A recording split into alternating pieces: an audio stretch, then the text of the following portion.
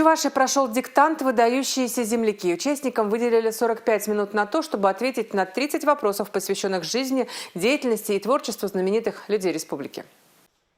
Цель диктанта – привлечение людей к изучению истории Чувашской республики, повышение исторической грамотности и патриотического воспитания молодежи. Диктант, посвященный выдающимся землякам, прошел более чем на 400 площадках.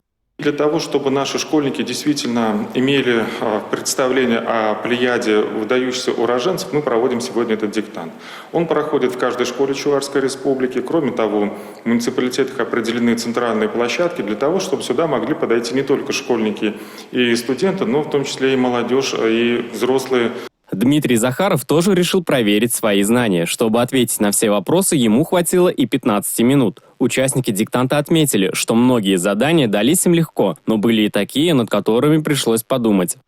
Очень важно знать выдающихся людей, которые живут в твоем регионе, в твоей республике. Я для себя не скажу, что открыл много нового, но был рад принять участие в этом мероприятии. Некоторые вопросы были, конечно, не самые простые именно для меня. Я понял, что нужно драматургию повторить, обязательно чувашскую. 11 вопрос был посвящен кораблестроителю, нашему земляку.